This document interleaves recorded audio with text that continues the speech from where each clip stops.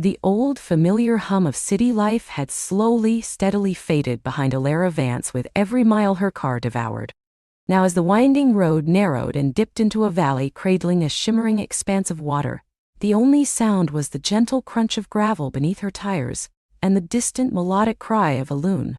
Alara breathed in, a deep, slow inhale that felt foreign in its clarity.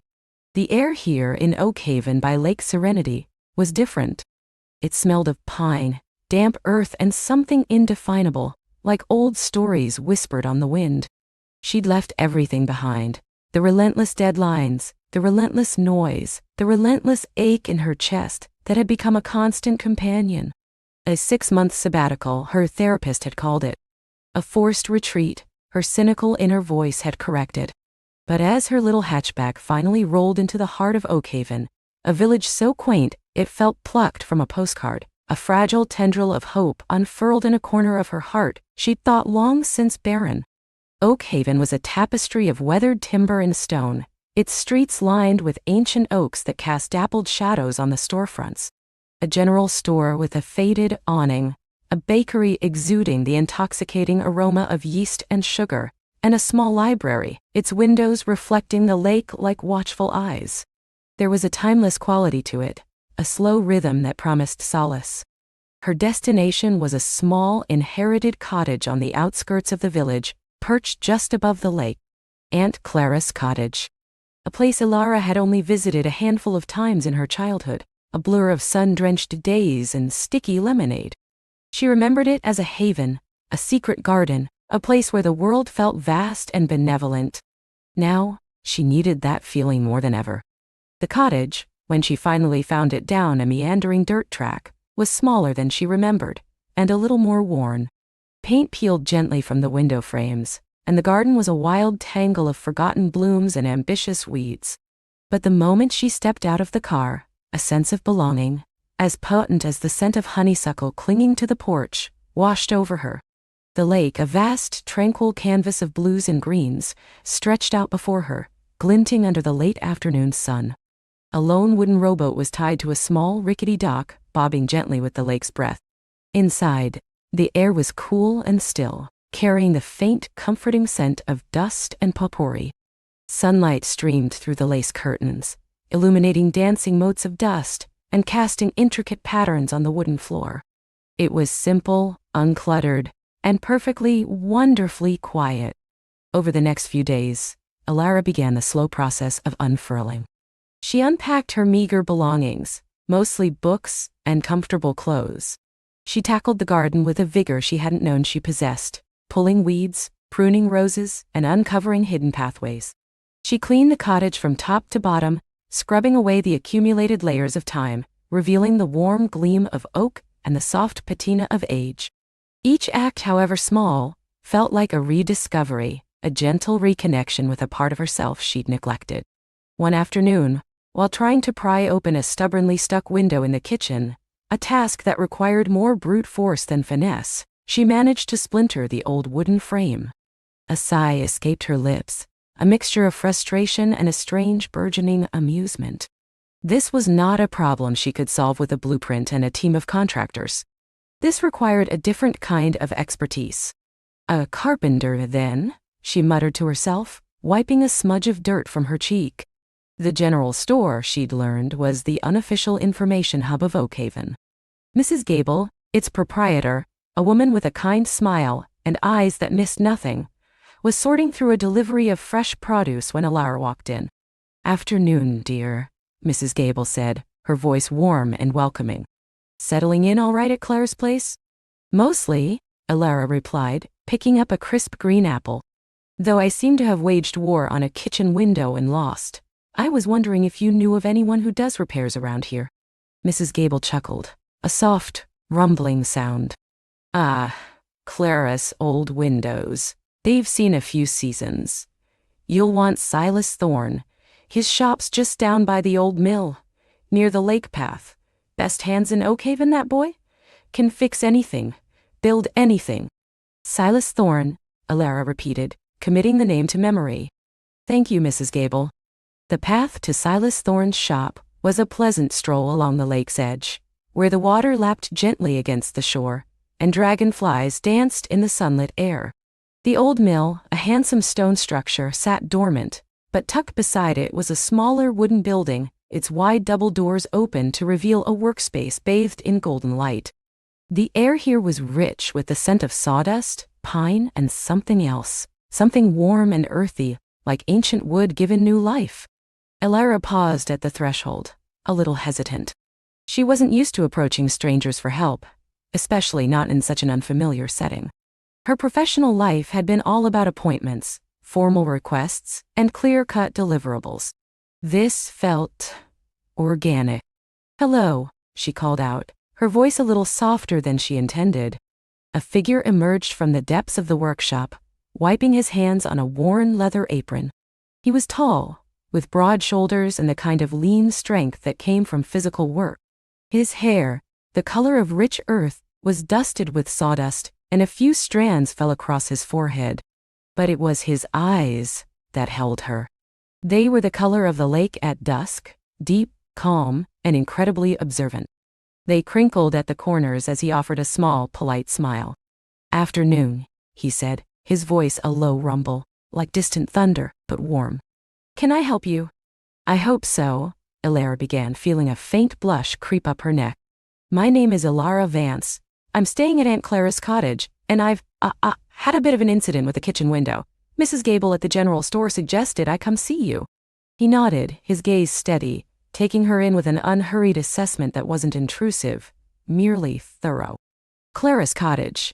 I know it well. Old place, good bones, but sometimes the bones get a bit creaky." A hint of a smile touched his lips, and Elara felt an unexpected lightness in her chest.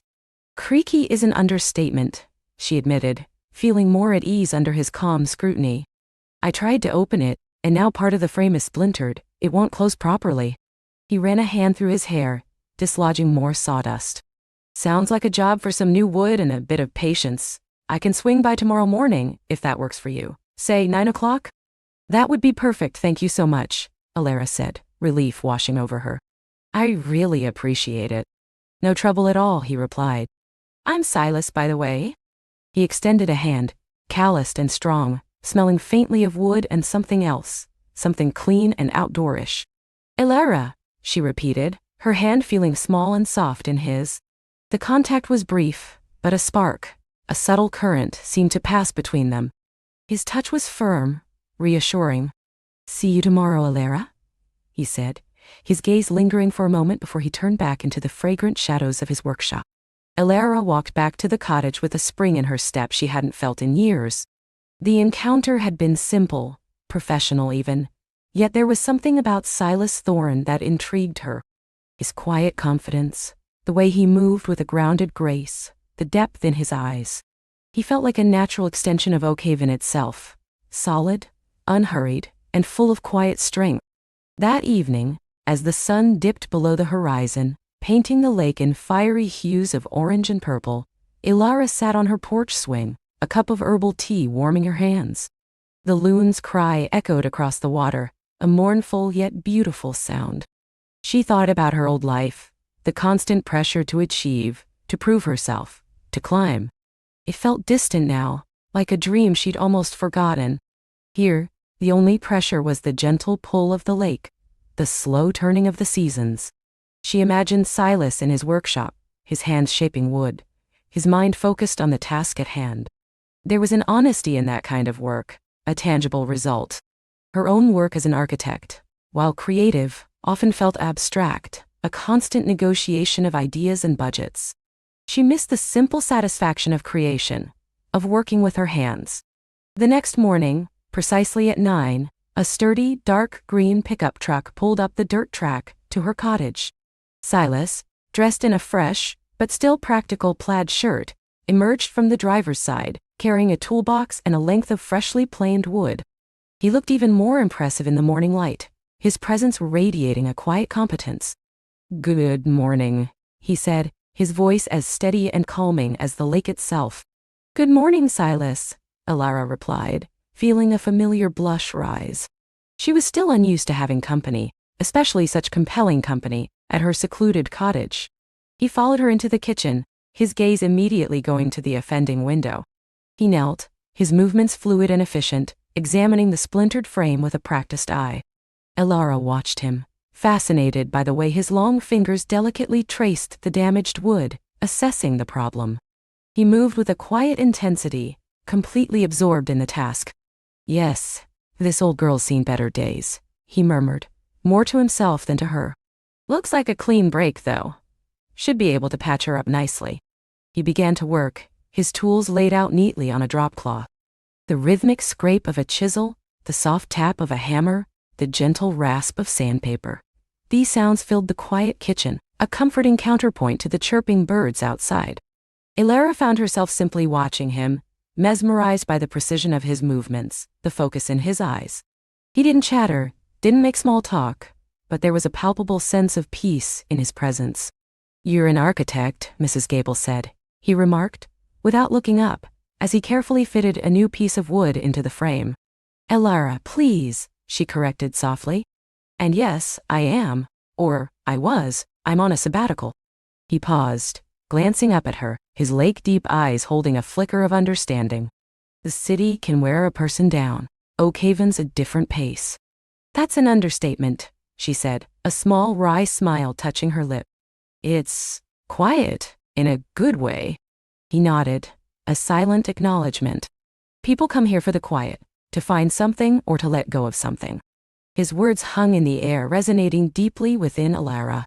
He understood, without her having to explain. He saw past the surface, past the professional facade she usually presented to the world. It was a surprising and profoundly comforting realization. As he worked, a fine dust of sawdust settled on the sunbeams. The window, under his skilled hands, slowly began to take shape again. The splintered edges were smoothed, the new wood seamlessly integrated. He worked with a reverence for the material, for the history of the cottage itself. "There," he finally said, standing up and wiping his hands on his apron. He carefully slid the window open and then closed it again. It moved with a satisfying, smooth glide, no longer protesting. Good as new, maybe even better. Elara reached out, running her fingers over the mended frame. It was flawless. The new wood, a pale golden color, blended perfectly with the aged timber. "Silas, this is incredible. Thank you. How much do I owe you?" "Just for the materials," he said, pulling a small worn notebook from his pocket and jotting something down. "And a cup of coffee wouldn't go amiss, if you're offering." A genuine smile spread across his face, lighting up his eyes. Elara's heart gave a little flutter. "Coffee I can certainly do, or tea if you prefer." "Coffee's good," he confirmed, his gaze meeting hers, holding it. As she brewed the coffee, Elara felt a peculiar sense of domesticity settle over the kitchen, a warmth that had nothing to do with the stove. She poured 2 mugs, added a splash of milk to hers, and brought them to the small sun-drenched table by the window. Silas sat opposite her, his strong hands cupping the warm mug. They talked, not about anything profound, but about Oakhaven. He told her about the lake, its moods, the best fishing spots. He mentioned the annual summer festival, the quirky characters who lived in the village. He spoke with a quiet affection for his home, a deep-rooted belonging that Elara found herself envying. She, in turn, found herself opening up, just a little. She spoke of her love for architecture, the joy of bringing a vision to life, and the exhaustion that had eventually overshadowed that joy. She didn't delve into the specifics of her burnout or the personal heartbreaks that had exacerbated it, but he listened, truly listened, with an empathetic stillness that made her feel seen. "It sounds like you need to build something for yourself now," he said, his voice soft, after a comfortable silence had fallen between them. He gestured vaguely around the cottage. "Something that feels like home, in every sense." His words struck a chord deep within her. He was right. She'd spent her life building for others, designing their dreams. Now, it was her turn. The coffee was finished, the last drops savored. Silas stood up, gathering his tools. "Well, I should get back to the shop. Got a few projects waiting." "Thank you again, Silas," Elara said, walking him to the door. "For everything." He turned, his gaze warm and direct. "Anytime, Elara. If anything else needs mending, you know where to find me." He paused, then added, a gentle invitation in his tone. Or if you just want to talk about building something for yourself, I'm a good listener. A shy smile bloomed on Ilara's face. I might just take you up on that. He nodded, a small, knowing smile playing on his lips, then headed towards his truck. As he drove away, Ilara stood on the porch, watching until the green pickup disappeared down the winding dirt track. The kitchen window, now perfectly functional, let in a gentle breeze that carried the scent of pine and lake water. It felt like a small, quiet victory. The silence that settled back into the cottage was no longer empty. It was filled with the lingering warmth of Silas' presence, the memory of his steady gaze, and the quiet understanding in his words. Ilara realized with a comforting certainty that her sabbatical in Oakhaven wasn't just about escaping something. It was about finding something new. And perhaps, just perhaps, Silas Thorne was a part of that discovery. The lake whispered, the wind murmured through the trees, and a different kind of whisper began to stir within Ilara's own heart, a soft, hopeful sound of possibility. Ilara stood by the window, the cool night air, a soft caress against her skin, but it was the warmth within her that truly held her captive. The whisper in her heart had grown from a tentative rustle to a gentle hum, a melody she hadn't known she was missing. Silas Thorne. His name, unspoken, resonated through her thoughts, a steady, comforting presence. His hands, calloused but gentle, as he'd helped her with the picnic basket. His eyes, the color of the deep lake, holding a silent understanding. His voice, a low rumble that had somehow calmed the anxious flutter she often carried. She had come to Oakhaven seeking refuge from the relentless pace of her old life, from the expectations that had suffocated her creativity. She had wanted stillness, quiet, a chance to reconnect with the artist she felt she was losing. And here in the heart of this tranquil village she was finding it. But it wasn't just the lake, the forest, or the charming cottage. It was the people, the rhythm of life here, and now, undeniably, it was Silas. A faint smile touched her lips.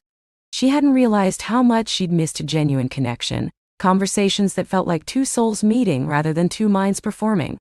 With Silas, there was an ease, a lack of pretense that was both refreshing and deeply appealing.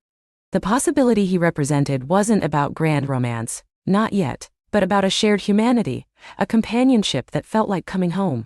She drifted from the window to her drawing table, her fingers tracing the smooth surface of a blank canvas. Usually, after such an encounter, her mind would race, dissecting every word, every glance.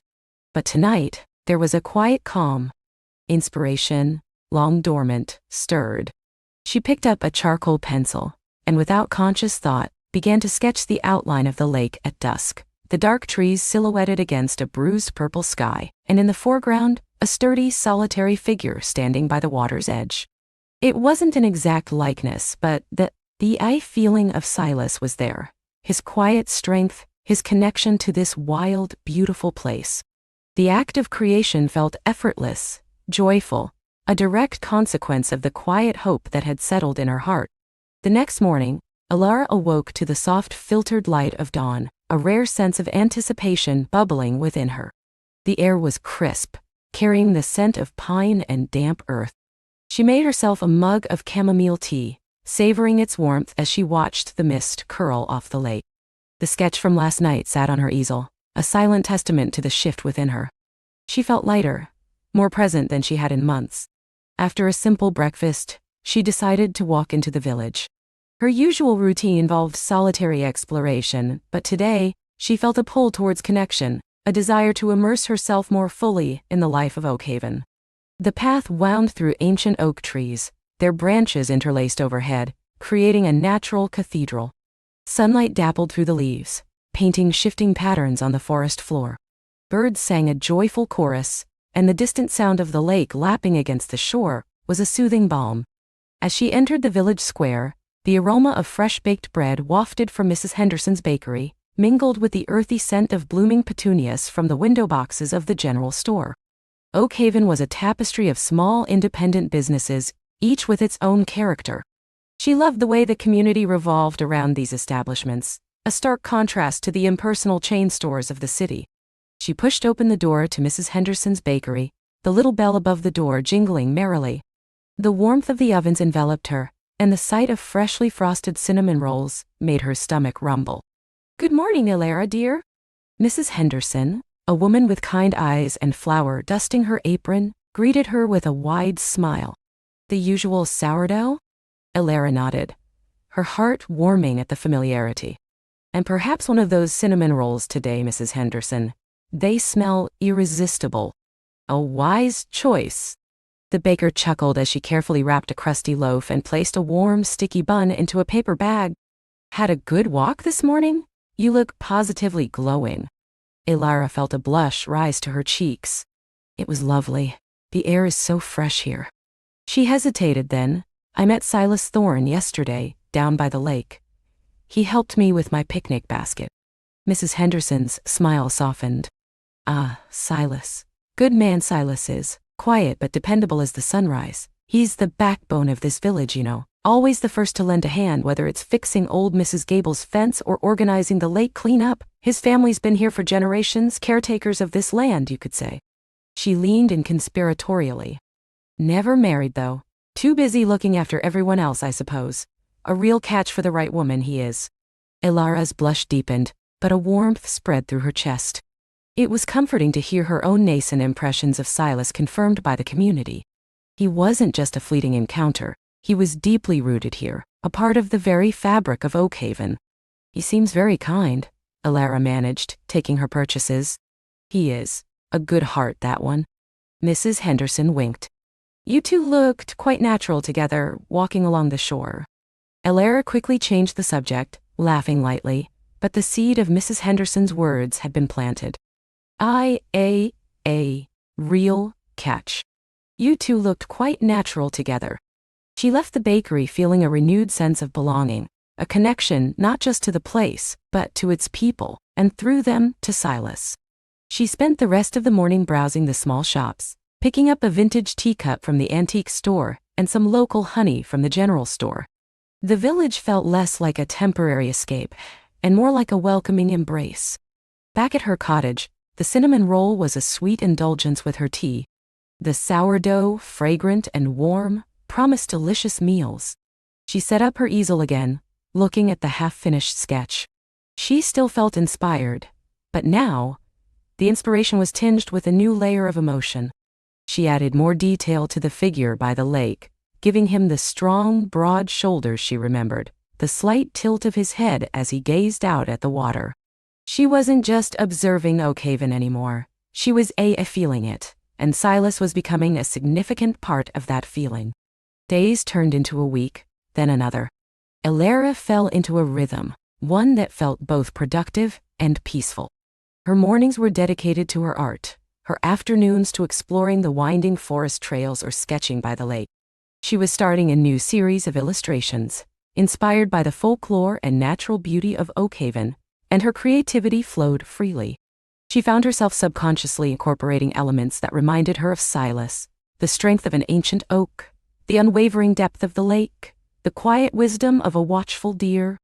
She saw Silas a few more times, always briefly, always by chance. Once he was driving his sturdy pickup truck through the village, giving her a slow, easy nod and a smile that crinkled the corners of his eyes. Another time, she spotted him helping a group of children launch handmade boats into a shallow stream, his patient demeanor and gentle laughter a revelation. Each fleeting glimpse reinforced her initial impression and deepened the quiet fascination she felt. He was a man of quiet competence, deeply embedded in his community, and utterly at peace with himself. One blustery afternoon, a week after her initial encounter, Elara was attempting to reattach a loose shutter on her cottage window. The old cottage, while charming, had its quirks.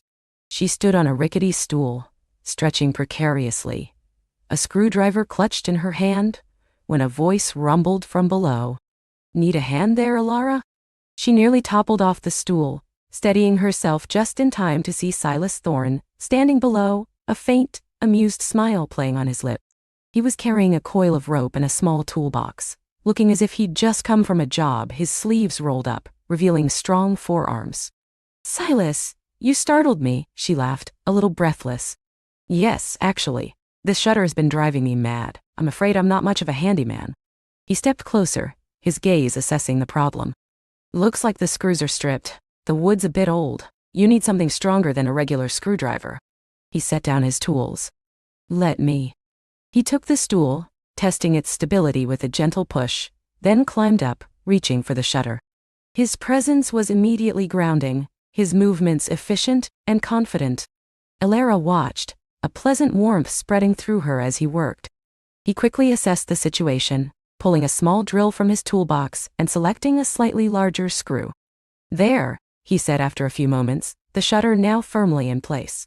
He climbed down, the task completed with minimal fuss. That should hold for a good long while. Thank you, Silas, truly, Alara said, relief washing over her. I was about to give up and just nail it shut. He chuckled, a low, rich sound. No need for such drastic measures. Old cottages have their charm, but they also like a bit of attention. He glanced around her small garden. Looks like you've been busy here, though. The roses are looking lovely. I've been trying, she admitted. It's a work in progress, like everything else. She gestured towards her small porch. Would you like to come in for a cup of tea? It's the least I can offer for your help. Silas hesitated for a moment, and Alara held her breath, a flicker of disappointment threatening to surface. Then he nodded. Tea would be good, thank you, Alara. Inside, the cottage felt cozy, filled with the scent of old wood and the faint aroma of her paints. Alara busied herself in the small kitchen, preparing 2 mugs of Earl Grey. Silas stood by the window, his large frame filling the space, his gaze drawn to her easel.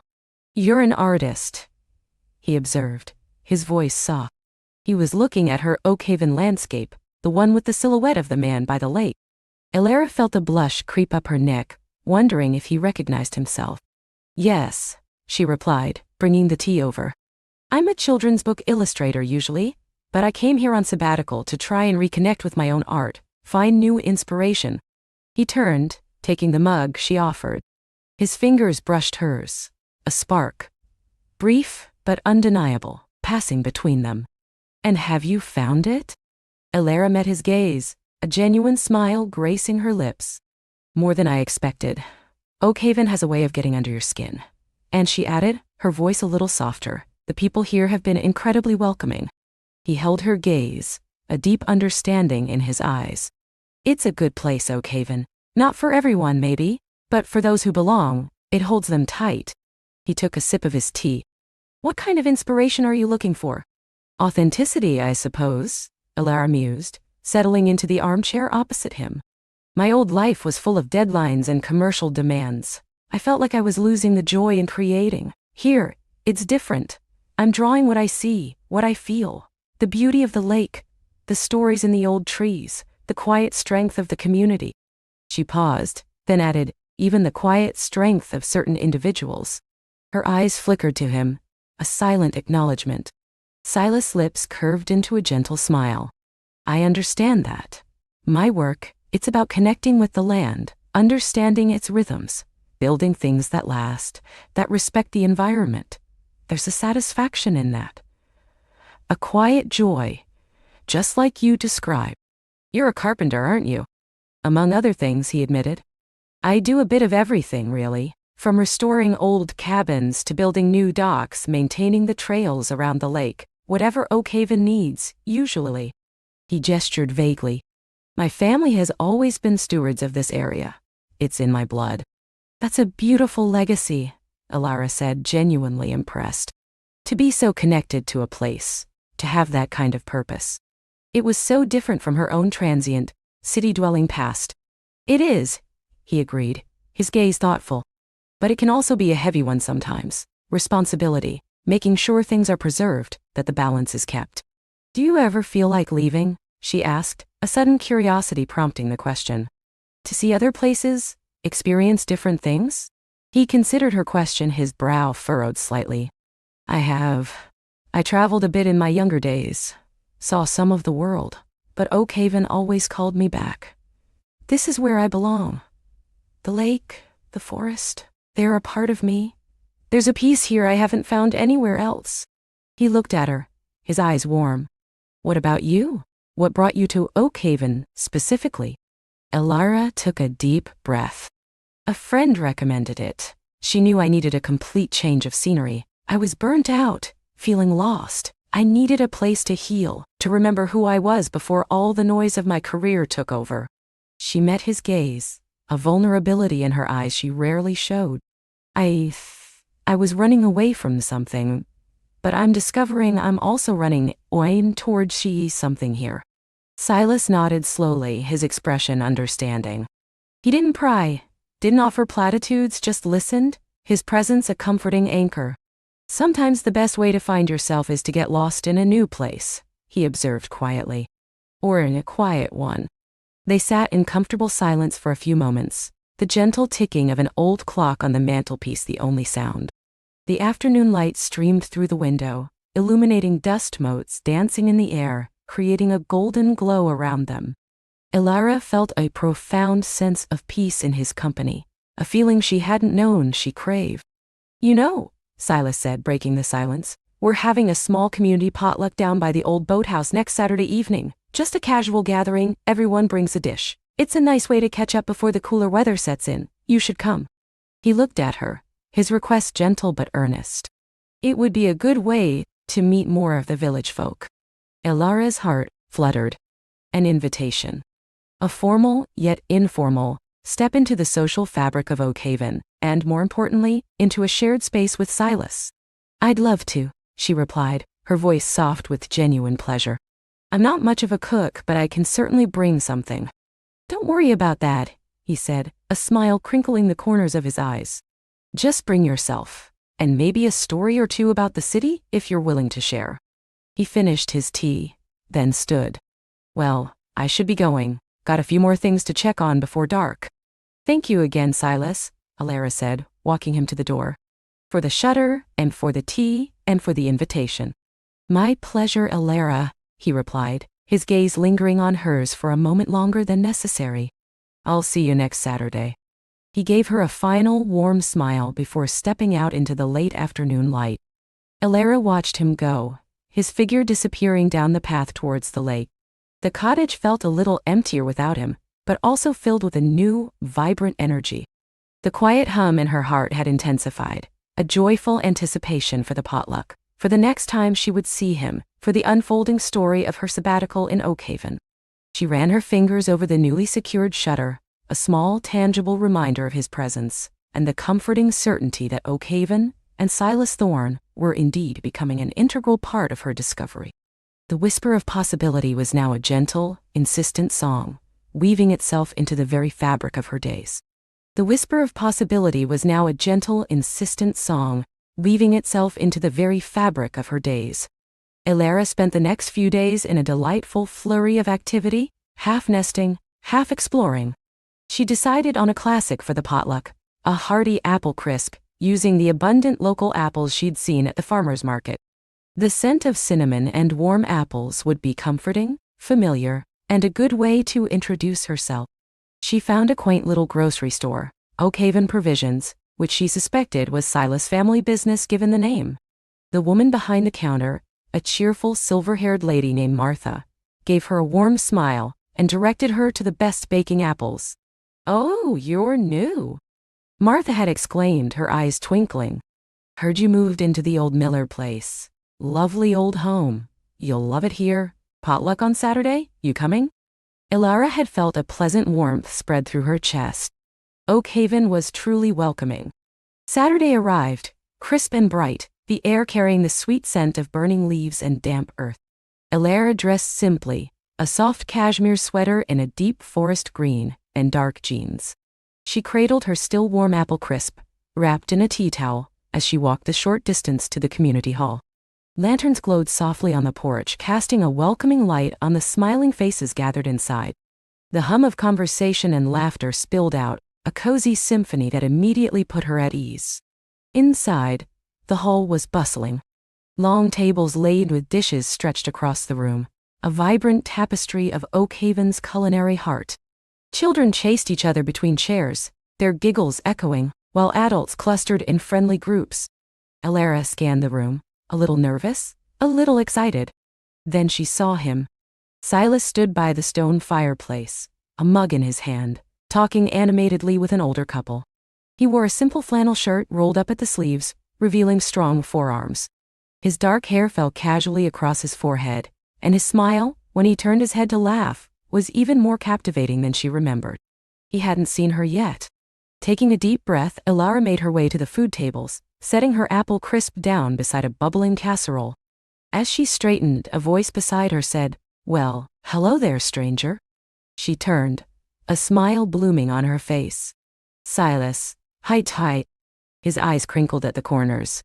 "Elara, I figured you'd make it. That smells incredible, apple crisp."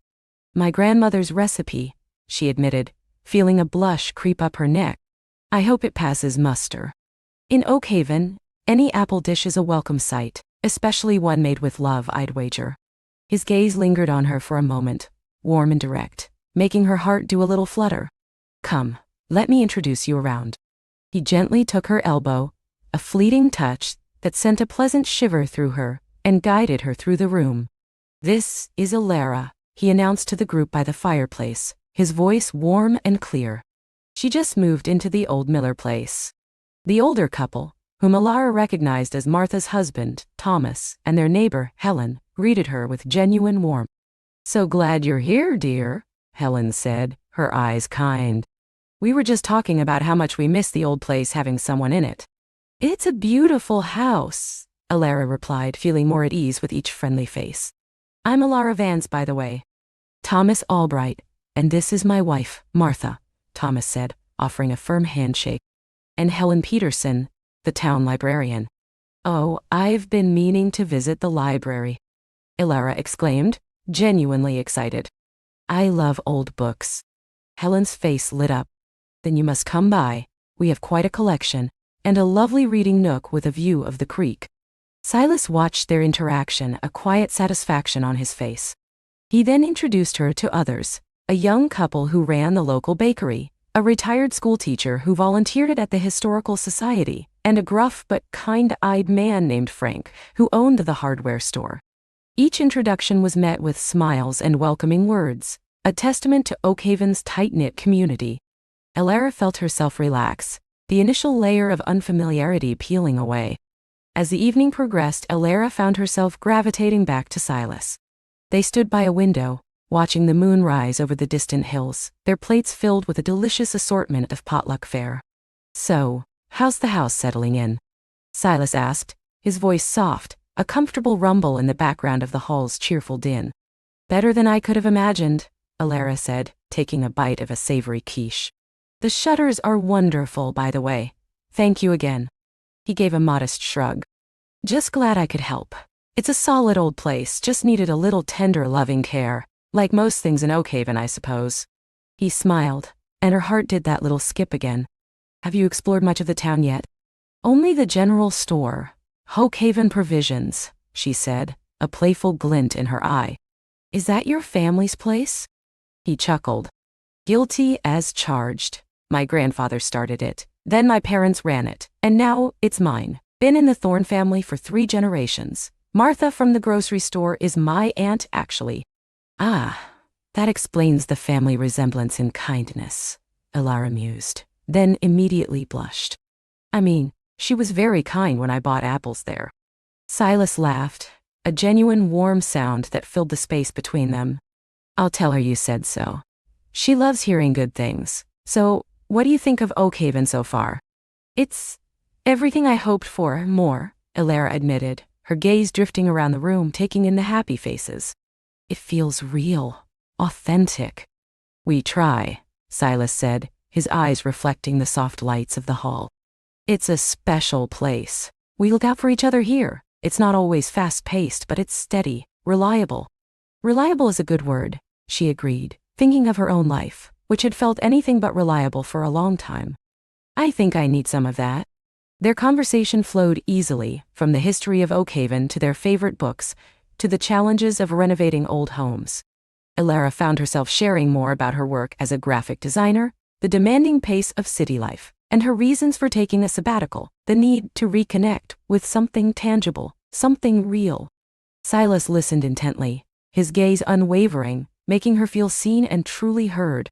He, in turn, spoke of his passion for local produce, his efforts to keep Oak Haven Provisions a hub for the community, and his love for the quiet rhythm of small-town life.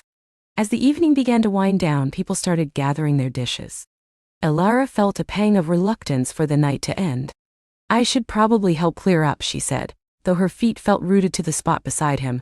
"Nonsense," Silas said, putting a hand lightly on her arm. "You're a guest. Besides, Helen and Martha have it all under control. They're like a well-oiled machine when it comes to community events." He was right. Martha was already directing a group of teenagers with practiced efficiency. "I really should get going," Elara said, but she didn't move. "Let me walk you home," Silas offered, his voice low, almost a whisper amidst the remaining chatter. "It's a beautiful night, and I'd like to make sure you get back safely." A warmth spread through her, deeper than any blush.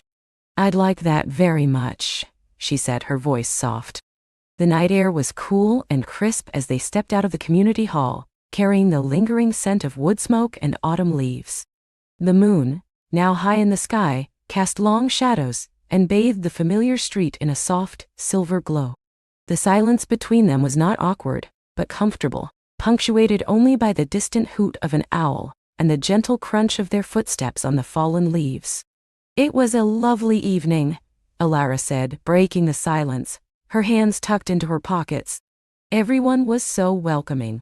"I told you they would be," Silas replied, a smile in his voice. "Oak Haven has a way of drawing people in, making them feel like they belong." "It's working," she confessed, looking up at the star-dusted sky. "I haven't felt this at peace in a long time." "Good," he said simply, his voice a balm to her soul. "That's exactly what a sabbatical should be for." They walked on, past the darkened storefronts of Main Street, the old brick buildings sleeping under the moonlight. As they approached her house, the soft glow of her porch light welcomed them. "This is me," she said, stopping at her gate. The house looked even cozier in the dim light, a beacon of home. Silas stopped beside her, his presence warm and comforting. "It looks good. Looks like it's found its person." Elara's heart fluttered. "I hope so. I certainly feel like I've found my place, or at least the start of it." She paused, then, emboldened by the shared quiet of the night, looked up at him. "Thank you, Silas, for everything, for the shutters, for introducing me around, for walking me home." His eyes, in the dim light, seemed to hold a gentle intensity. "My pleasure, Elara. Truly, it's good to have you here." He hesitated, then reached out, his thumb gently brushing against the back of her hand, a fleeting electric touch that left a tingle in its wake. Perhaps we could do something else, sometime soon? Maybe I could show you some of the quieter spots in Oak Haven, the old hiking trail behind the general store, or the lookout point over the valley." Elara's smile was genuine and bright. "I'd like that very much, Silas. I'd really like that." "Great," he said, his own smile mirroring hers. I'll call you, or stop by." "Please do," she said, her voice a little breathless. He lingered for another moment, their gazes locked, before he finally nodded, a silent farewell. "Good night, Elara." "Good night, Silas." She watched him walk away, his silhouette disappearing into the moonlit street, until she could no longer see him. Then, with a contented sigh, she unlocked her door and stepped inside, the warmth of his presence lingering in the cool night air. The quiet hum in her heart was now a full-blown melody, rich and resonant, echoing the promise of shared trails and quiet moments. The days that followed were filled with a delicious blend of settling in and anticipating. Elara threw herself into making her house truly her own. She spent hours in the sun-drenched living room, sketching design ideas for the old built-in bookshelves, envisioning cozy reading nooks. She explored the small, wild garden, marveling at the resilience of the hardy perennials peeking through the autumn leaves. Oak Haven, with its gentle rhythm, was slowly, surely weaving its way into her soul. She visited Helen at the library, discovering not only a treasure trove of books, but also a new friend. Helen, with her spectacles perched on her nose and her kind, inquisitive eyes, was a fount of local history and gossip, sharing stories of Oak Haven's past that made the town feel even more alive. Elara learned about the old mill that once stood by the creek, the annual harvest festivals, and the enduring spirit of the community. Then a few days later, a soft knock came at her door. It was Silas holding a basket of freshly baked sourdough bread and a small jar of homemade apple butter. "I was just passing by the bakery and thought you might appreciate some fresh goods," he said, a charmingly shy smile playing on his lips. "And this apple butter is from my Aunt Martha's kitchen." Ilara's heart did its customary flutter. "Silas, you're too kind. Please, come in." She ushered him into her kitchen, which now felt a little more lived in, smelling faintly of the lavender she'd hung to dry. "Wow, you've really made this place shine," he observed, his gaze sweeping over the newly painted cabinets and the vintage tea towels she'd draped over the oven handle. "It's got a whole new feel." "It's a work in progress," she demurred, though she felt a thrill of pride at his compliment. "I'm thinking of repainting the living room next, maybe a soft sage green." "That would be beautiful," he agreed, setting the basket down on her counter. "Listen, I had an idea. I was at the general store the other day, and I realized our old display sign out front is looking pretty faded. It's a hand-painted sign, and I'd love to keep that charm. But I'm not much of an artist, you being a graphic designer. I wondered if you might be interested in helping me design a new one, something that captures the spirit of Jokehaven Provision, but with a fresh touch." Ilara's eyes lit up. This was exactly the kind of creative project she'd been yearning for, a chance to apply her skills in a new context, for a place that was fast becoming dear to her. "Silas, I'd love to. That sounds like a wonderful project. It would be an honor to help with something so integral to the town." "Really?" he asked, a genuine surprise in his voice. "I didn't want to presume, but I thought it couldn't hurt to ask." "Not at all," she assured him, her enthusiasm bubbling over. "I'd be thrilled. We can brainstorm ideas, look at fonts, perhaps incorporate some local Oakhaven imagery. What kind of feel are you going for?" He leaned against the kitchen counter, his arms crossed, a thoughtful expression on his face. "Something classic, but not stuffy. Welcoming, like the store itself, I suppose.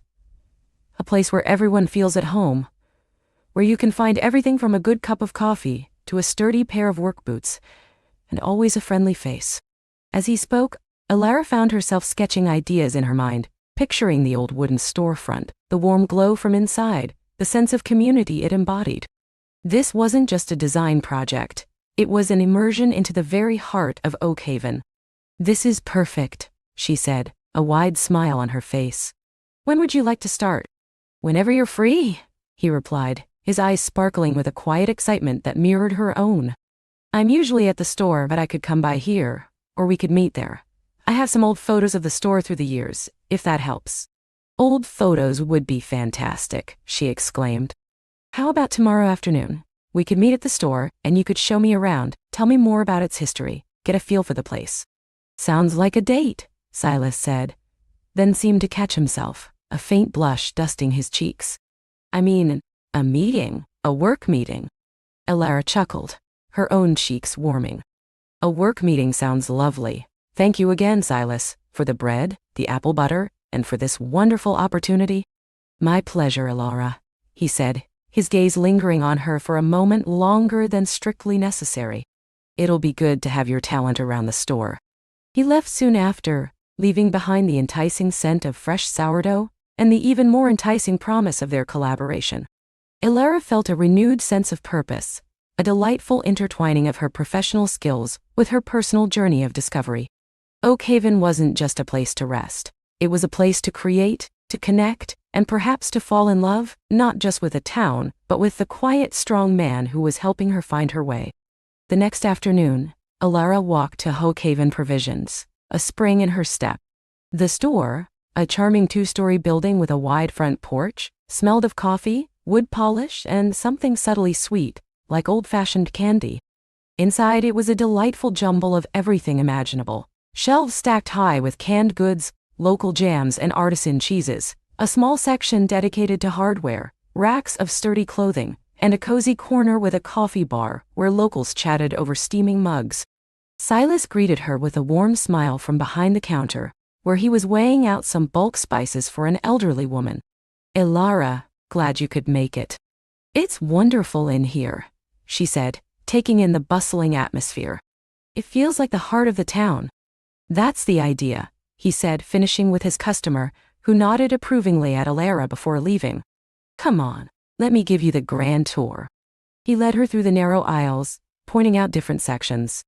"This is where we get our local produce," he said, gesturing to a colorful display of squash and late-season berries. "Farmers from just outside town bring them in every morning."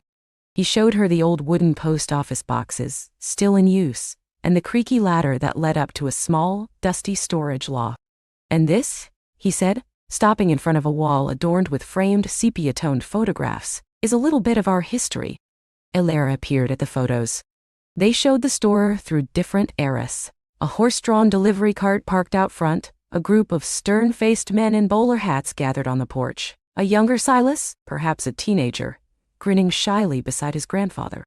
"My grandfather, Arthur, in that one," Silas explained, pointing to a photo of a man with kind eyes and a neatly trimmed mustache. He bought the store in the 1930s. He believed a general store was more than just a place to buy goods. It was a community hub, a place for news, for gossip, for lending a helping hand. "He sounds like a wonderful man," Alara observed, her gaze lingering on the image of the store, almost unchanged through the decades. "He was," Silas confirmed, a fond look in his eyes. "And my parents continued that tradition. My dad, bless his heart, he loved a good yarn. He'd sit on that porch for hours, talking to anyone who'd listen." He then pulled out an old leather-bound scrapbook from beneath the counter. Its pages were filled with yellowed newspaper clippings, handwritten notes, and more photographs. "This is what I was telling you about. My mom kept this. Stories about the store, old advertisements, even some of the original logos." They spent the next hour poring over the scrapbook, Silas sharing anecdotes, Alara asking questions, her designer's eye absorbing the visual history. She saw the evolution of typography, the changing styles of local advertising, and the consistent thread of community running through it all. "It's incredible," Alara said, tracing a finger over a faded drawing of the store's original sign. "There's so much character here, so much warmth." "That's what I want to capture," Silas said, his voice earnest. "Something that feels timeless but also fresh, welcoming to newcomers but honoring our past." "I think I have an idea," Alara said, her mind already buzzing with concept. "How about we incorporate a subtle nod to the old mill, or maybe the Oakhaven Creek, into the design? Something that speaks to the natural beauty of the area, combined with a classic, sturdy font for Oakhaven provisions?" Silas's face lit up. "That's brilliant. I never thought of that. The creek is such an important part of Oakhaven. It powered the old mill, brought life to the valley." They continued to discuss ideas, their voices low and enthusiastic, a comfortable rhythm developing between them. Alara found herself completely absorbed, not just in the design challenge, but in the shared experience of unearthing Oakhaven's story with Silas. His passion for his family's legacy was infectious, and his quiet pride in his town was deeply appealing. As the afternoon light began to fade, casting long shadows across the store, Silas looked up from a sketch Alara had quickly drawn on a napkin. "You know, all this talking about Oakhaven history has made me hungry, and I just so happen to have a fresh batch of Aunt Martha's chili simmering in the back." Alara's stomach rumbled in agreement. "I'd love to, Silas. Thank you." He led her to a small, cozy back room, usually reserved for staff breaks, but which now held a small round table set with two mismatched ceramic bowls. The air was thick with the rich, spicy aroma of chili. "It's not fancy," he apologized as he ladled generous portions into their bowls. "But it's hearty." "It smells wonderful," she assured him, taking a seat. They ate in comfortable silence for a few moments, savoring the warmth of the chili and the quiet companionship. "This is delicious, Silas," Alara said, after a particularly satisfying spoonful. "Your aunt is a fantastic cook." "She is," he agreed, a soft smile on his face. "She practically raised me after my parents passed, taught me everything I know about keeping this place running, and about looking after people." Alara felt a pang of sympathy. "I'm so sorry, Silas. I didn't realize." He nodded, his gaze distant for a moment. "It was a long time ago. A car accident when I was in college. It was tough, but the town rallied around us. Martha and Thomas, Helen, even Frank from the hardware store. Everyone made sure I wasn't alone. It's one of the reasons I could never leave Oakhaven." It's more than just a home, it's family. His vulnerability touched a deep chord within Alara. She understood the weight of loss, the way it shaped a person, and the profound comfort of finding a place where you truly belonged. That's a beautiful thing, Silas, she said softly. To have that kind of support, that kind of connection. It is, he affirmed, meeting her gaze, a new depth in his eyes. What about you, Alara? You mentioned wanting to reconnect with something tangible. What drew you to Oakhaven specifically? She took a moment, gathering her thoughts. After my parents, after they passed a few years ago, my life became very chaotic. My work was all-consuming and I felt like I was just drifting, losing touch with who I was. I needed a reset, a place where things felt slower, more intentional. I found Oakhaven online, almost by accident. The pictures of the old houses, the descriptions of the quiet community. It just spoke to me. It felt like a place where I could breathe again, and she added a smile playing on her lips. The ow of a sec. Silas listened intently, his expression gentle. I understand that feeling, he said. The need to find your footing again. It takes courage to make such a big change, to leave everything behind and start fresh. It does, she agreed, feeling a warmth spread through her chest, a sense of shared understanding. But it also feels incredibly liberating, like I'm finally allowing myself to discover who I truly am, away from all the expectations and demands. They talked for a long time after that, sharing stories, vulnerabilities, and the quiet hopes they held for their futures. The chili cooled in their bowls, but the warmth between them only grew. Alara felt a profound sense of connection, a feeling of being truly seen and understood by this kind, steady man. It was more than just attraction. It was a burgeoning friendship, a deep respect, and the quiet thrill of knowing that she was indeed, slowly but surely falling for Oakhaven, and for Silas Thorne. As the last rays of sunlight faded from the window, painting the sky in hues of orange and purple, Alara realized that this project, this town, and this man were becoming far more than just a sabbatical. They were becoming the bedrock of a new life, a life rich with possibility, connection, and the gentle, insistent song of a love story beginning to unfold. She felt a peaceful contentment settle over her, a deep gratitude for this unexpected turn in her journey. The old sign of Oakhaven Provisions would be a symbol, not just of the store's enduring legacy, but of her own new beginnings in this charming, welcoming town. And perhaps, a testament to the quiet, powerful connection she was forming with its gentle proprietor. The next few weeks were a flurry of activity as Clara dove into refurbishing Oakhaven Provisions. Finn, true to his gentle nature, became her invaluable consultant, arriving with coffee and warm scones. He knew the building's quirks, the leaky faucet, the old oak shelving, the trick to the antique cash register. Their conversations, initially about inventory, began to drift to Oakhaven's past and his bakery dreams. Clara in turn found herself sharing her journey, the big city burnout, her longing for authenticity. She discovered Finn's eyes held a warmth that matched his smile, and his soft rumbling laughter often brightened her days. One crisp autumn afternoon, as Clara wiped down the last of the polished glass display cases, Finn found her humming softly. He leaned against the doorframe. It's beautiful, Clara, he said. It feels like Oakhaven, but with your own special touch. A blush warmed her cheeks. Thank you, Finn. I couldn't have done it without you. He just smiled. Later, he invited her for a walk along the river, past trees ablaze with crimson and gold. They talked about everything and nothing, their steps falling into an easy synchronicity. She found herself looking forward to these moments, the quiet companionship, the feeling of being truly seen. He wasn't just helping her build a store, he was helping her build a life. One evening after a productive day, as the sun dipped below the hills, Finn gently brushed a stray paint fleck from her hair. His fingers lingered, sending a shiver of warmth through her.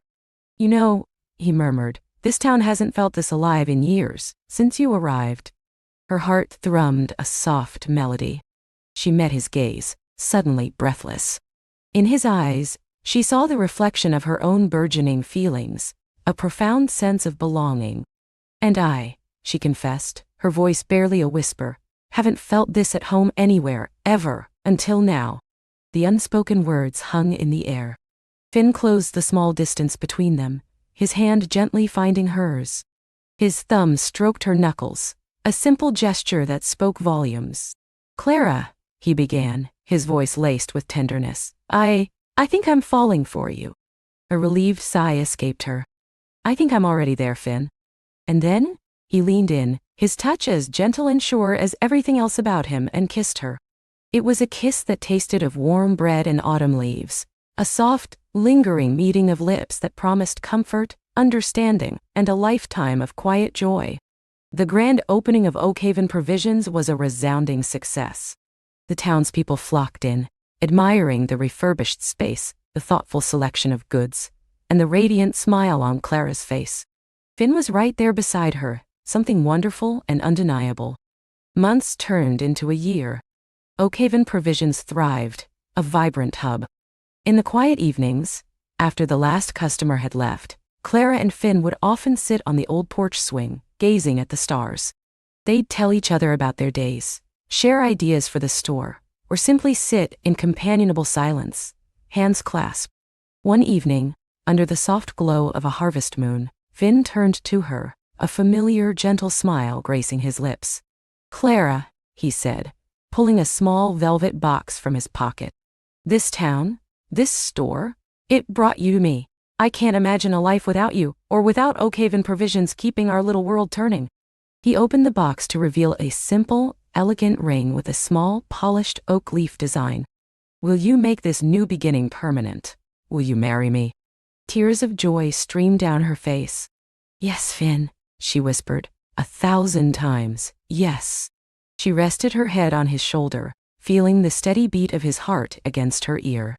The old sign of Oakhaven Provisions still hung proudly above them, now a testament to the quiet, powerful love story that had unfolded within its welcoming embrace.